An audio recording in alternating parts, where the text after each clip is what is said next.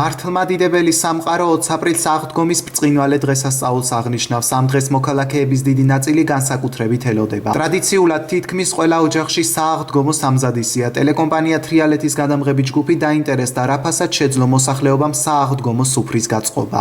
მათი თქმით, სურსაძე ფასები საგრძნობლად მომატებულია, რაც ქვეყანაში ეკონომიკური კრიზისიდან გამომდინარეობს. ყველაფერი ძვირია, ენდრო 3 ლარი, ეცა 2 ლარი, ემეს ვერ აყიდულობ.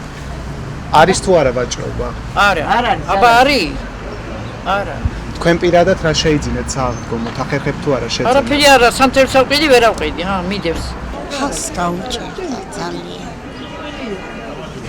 ხილფასები უნდა მოიმართოს ხალხმა, შეძლოს ცხოვრება. რისკი გაშეწევით?